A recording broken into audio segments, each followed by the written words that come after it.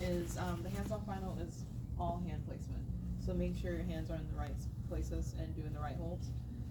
So we'll go through every single thing that we've gone through so far. Yes. Good. I'm gonna review everything, not just what we learned last week. I've slept So since then. I know. I'm like, it's a lot. So starting with the handhold or the listening stations. First one's on top, the dorsal side of the feet. Second one's under the Achilles on the heel. Either one is fine. Always want to make sure you check your body mechanics when you're doing this, and just get a rhythm or a feel for the rhythm. I think on the first day I talked about how on the slides it says don't close your eyes, but it depends on you. I closed my eyes.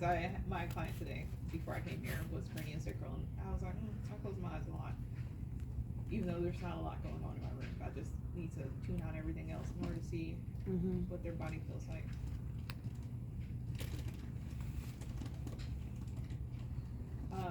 I meant to write it on the board, but later I'll put some books on the board if you guys are interested in learning a little bit more about this. One is about just the science of it, so the biofield of the body, what I was talking about, the aura. It's the bioenergetic field of the body.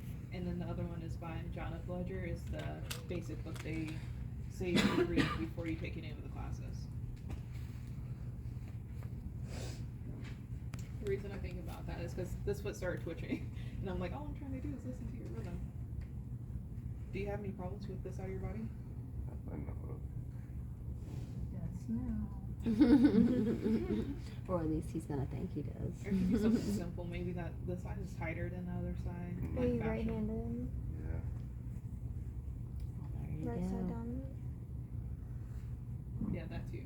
I do notice that a lot with clients who are just coming in doing cranial for regular maintenance. If they're right side dominant, that side, the fascia is usually tighter, and there's tension. See that a on that lot. side. I see it a lot too. Yeah, it's often. I'm always like, what when you say, what dominated, right or left? And I'm usually like, A lot of people okay, that see them makes like sense. this too. Mhm. This. Yep. And sometimes it can be really subtle, like you wouldn't even notice. But Hip, shoulder, anything like that on the right side? Now that I think my shoulder. Okay. Yeah. It was like, cause we're doing the arcing thing that I talked about. Mm. So his body's waving. So the pebble would be the shoulder, and it's causing tension within his fascia. So his craniosacral rhythm, I feel it going in and out, but then it's kind of waving to the left.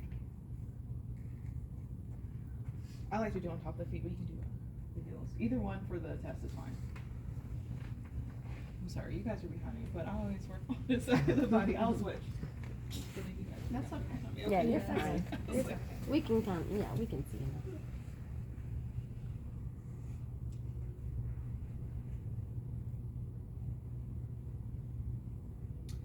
I'm just gonna talk a little bit while you guys are watching. The client that I have today, she's in her 80s, but she comes because she has arthritis in her right SI joint, and it radiates into her hip. So she comes weekly just to do maintenance to make her feel better, and it helps her sleep. And I also see her daughter for craniosacral. Her daughter comes in for anxiety, but she has pain manifesting in her right hip, even though there's nothing wrong with it. She's had x-rays, MRIs, and I'm like, there's nothing wrong with her right hip, but I think that is manifesting because I've already said this to you guys. Yes. Okay. You mentioned something. I'm like looking at you, I'm like, this feels very familiar. Yeah, as you started to talk, I was like. Yeah. The mother-daughter connection. So, and they spend a lot of time together. So it's like that pain is manifesting in her hip. At the same time. Next is the rib cage.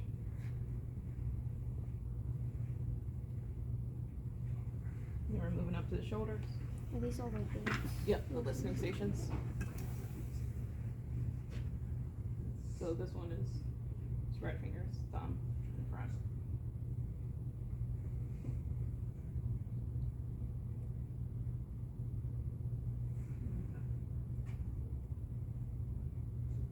Definitely feel a difference in that shoulder. So then holds.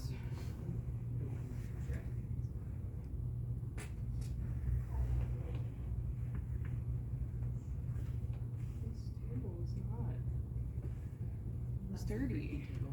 It's the creaky table. Mm-hmm. I only use the wooden tables. It is.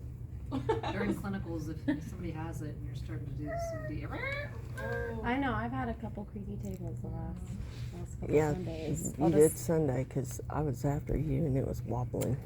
Yeah. It kind of made me dizzy. Yeah, because I mean, barely just doing a bunch and It did. It's just creaking. You weren't able to take your nap? Well, my last He's on one, side of I the kind of nodded frontal, off, on the Oh, other we side get it, we get of the it. face, just right across the eyebrows. but he was asleep Other too, hand is so. wrapped around us, but you can bring your thumb through if you want. I keep it out. And this is when you should be feeling the in and out motion.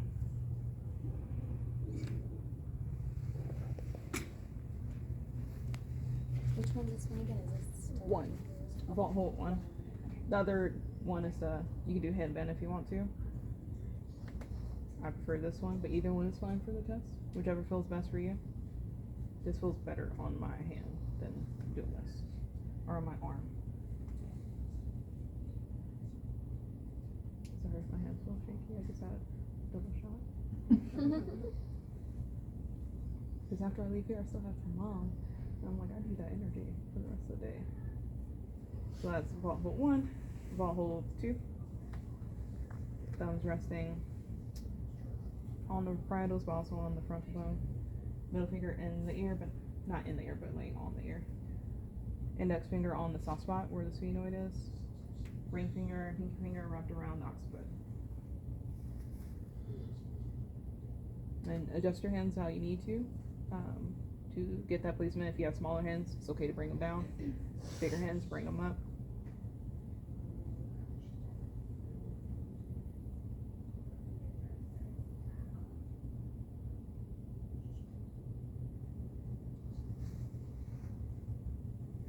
And when you're working on a client for this hold, you should be feeling it coming out. Sometimes you can feel the temporal motion. So I told you it rotates out and in, but otherwise it should feel like that. Vault hold 3 is the occipital hold. So just wrapping fingers around and holding on to the occipital. Hi.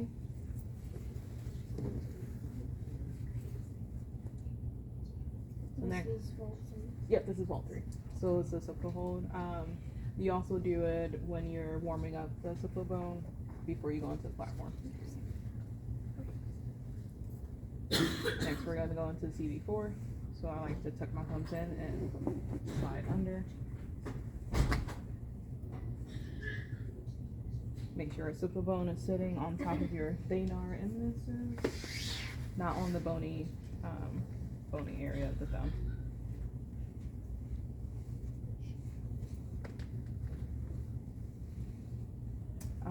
I told you guys about the therapeutic pulse last time. He's getting one on the right side. Brian, Yeah. are you clenching your jaw?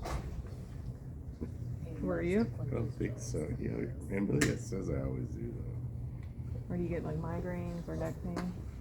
Migraines sometimes, yeah. That could be it. Therapeutic pulse is just the body trying to kick into healing. So it could just be tension sitting there. If you do feel that, would you hold it longer? Yeah. So just hold it until that stops.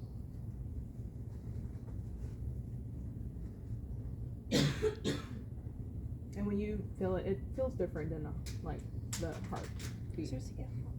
It does. So that's the body trying to kick I into feel it a lot, healing. too. Yep.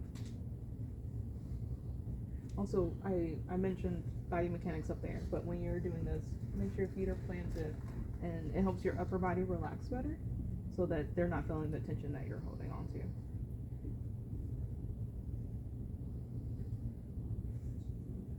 The left side did it a little bit, then it stopped. But the right side's still going.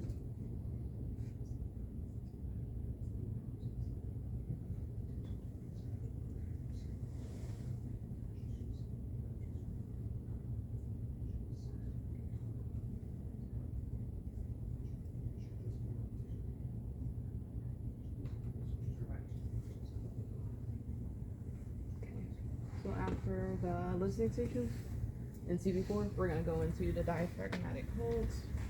So first one, always move our arm out the way, is the pelvic hold. So one hand's going It'll be easier if I go through here. Hold on 1 second. One hand's going right into the lumbar, about L5. And then top hand's going to their pelvic bone.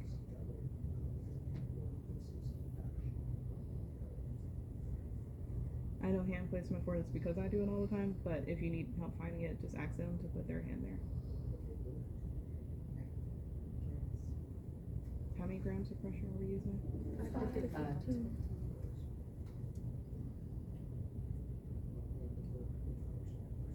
So when you do the diaphragmatic hold, sometimes you might feel tissue move around. I mentioned the stomach gurgles, and that's the body moving into homeostasis. A big part of that is digestion. So that's something you might feel. They might start doing those twitches, eyelid flickering. Sometimes depending on if they have trauma sitting in the body, it can trigger an emotional release.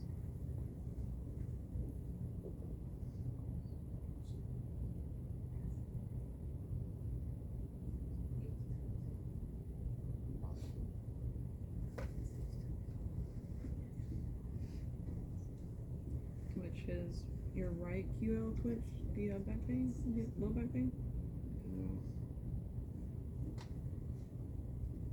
It's doing it again. Where is your left hand? My left hand on L5, the L5 area. So it doesn't have to necessarily be on L5, but Okay. right in that general vicinity.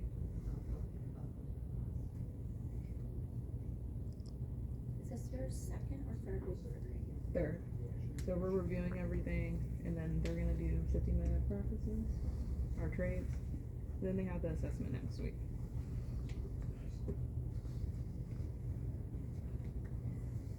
Next one is the thoracic. I always like to go under your shirt, I'm sorry. Where I work at, it's easier for me to go under their direct back than these linens. So top hand's across the diaphragm, bottom hand is across the thoracic, and about probably T5 too.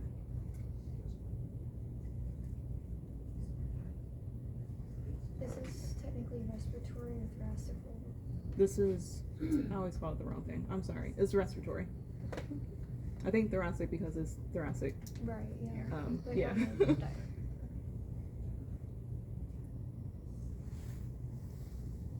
But respiratory because of the diaphragm. Which a lot of clients, I won't say this is for everyone, but I do find it's always tension in the diaphragm. I think it's just our society. We're stressed and anxious, and we hold a lot of tension there and aren't breathing properly usually. A lot of times we're in fight or flight, so it's a lot of tension sitting in the diaphragm. A cue to release is that big breath. So the way he took that big relaxing breath means you're good there. Next one is thoracic. So because I'm holding the C7. So holding C7 at the bottom, top two fingers, or top hand is going across the sternoclavicular notches. And this is thoracic. Yep.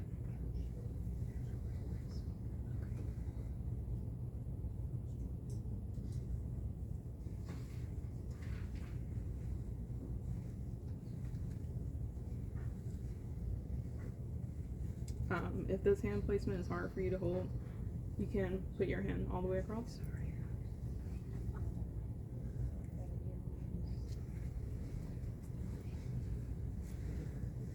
For women or like my larger chested clients, I do always do this hold, just so it's not too invasive.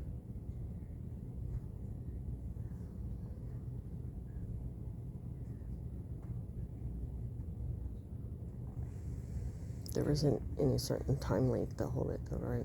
No. Just depending on the person. Depends on the person, what you feel in the body. I usually do give it at least a 90-second hold, so the 90-second count, but it really depends on them. One of my teachers said not more than 5 minutes. So just hanging out, let the body do its thing. When I worked on the coach Sandra, because she had that car accident I told you guys about, her body was doing a lot of shifting, so it was a long hold for each one. Last one, we're going to cup the occiput, fingers are going onto the hyoid. I use the index and the middle finger and then thumb. If you have a hard time finding it, you can ask them to wiggle their tongue inside their mouth.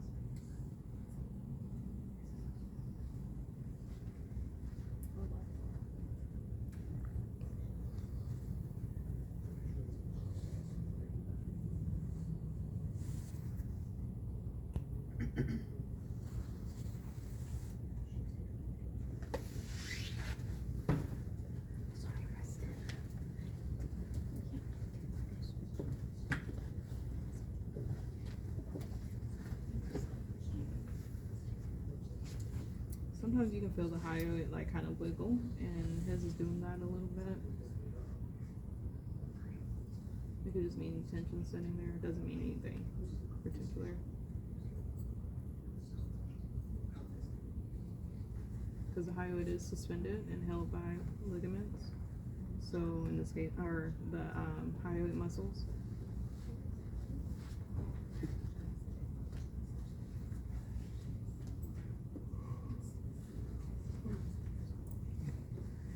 Then we're gonna move back around to the head. Gonna do the occipital hold again. So warming up the occiput before we do full platform.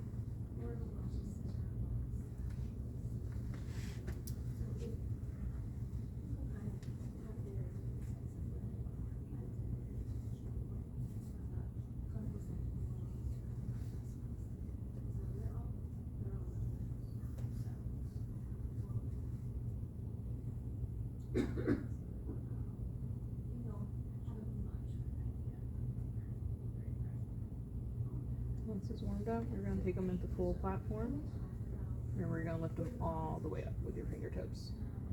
Your head should not be touching your palm, but slowly, as the muscle heats up, it'll slowly lower.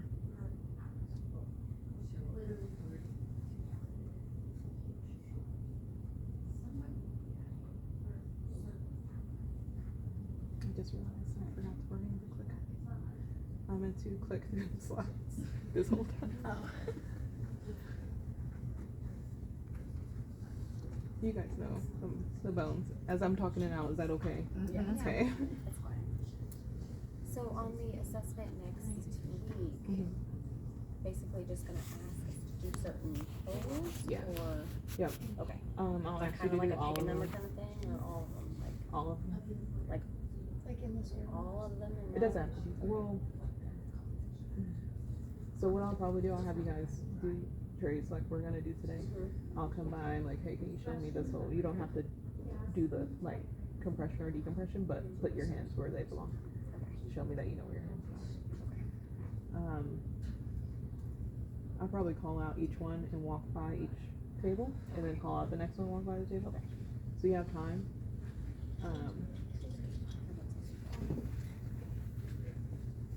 Yeah, switching on the right side. But yeah, it's everything that I wrote on the board is what's on the rubric. Okay, and the bony compression, are we gonna go through every single one? Yeah. Okay.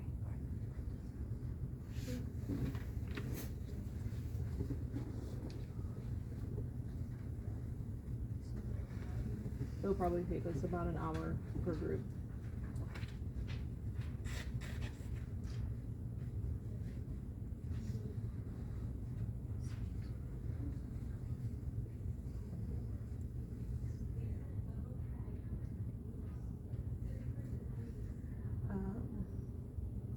I can't see that well with my glasses on. So I'm trying to see it like, what did I write on there? Okay, after platform, we're going into sacral decompression. Sacral hold, sacral decompression. For the test, we are testing on the get in and get out one. Although I personally do the sideways one. So remember, we're lifting up opposite knee. Get all my stuff out the way. Gonna come around hook with one hand, bring your elbow over, and roll them to the side. He helped a little bit. And then bring your knee back down. Ryan's a helper. I was like, he felt lighter than he should have been. I'm having you come up one more time, and it's not quite all the way under the sacrum. There we go. So for the decompression, remember we're gonna compress the ASISs together. Fingertips on one side, elbow on the other side, and we're just squeezing. There's no time limit on this one either, you're just kinda squeezing until you feel it fall down. Depending on the person, it can take longer than others. Sometimes you feel it kinda wiggle down. Sometimes one side will drop down and not the other side. You just have to kinda hang on. But you do feel it. It feels, you feel a weight drop into your hand. And once you let go of that, to traction, you're just gonna lean back. Because we're still keeping it at 5 to 15 grams of pressure.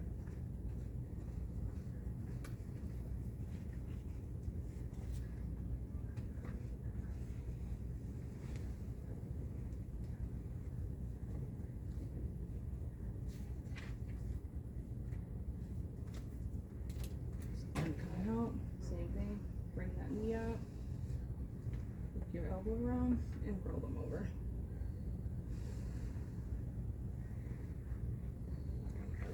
So next we're gonna do the sacral rocking and gliding.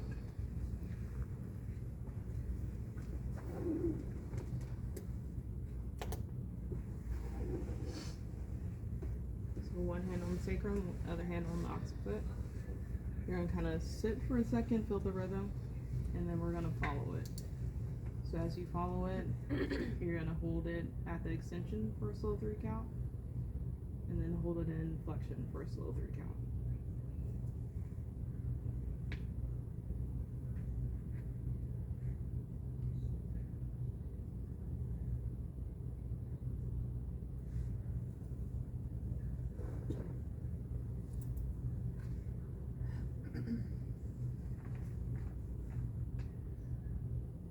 I usually do that for about 3 rounds. Once those 3 rounds are up, we're gonna do the gliding. So with the gliding with one hand in one direction. So you're just sliding, holding it for the slow 3 count again. And then you're going with the other hand. Opposite direction, slow 3 count again. Are you still doing this with the rhythm? Yep. Always following the rhythm. We don't wanna, well, I mean, we interrupted with still point. So CB4 is a still point. We're interrupting the rhythm. But we don't want to jack it up. I do that for about 3 cycles too.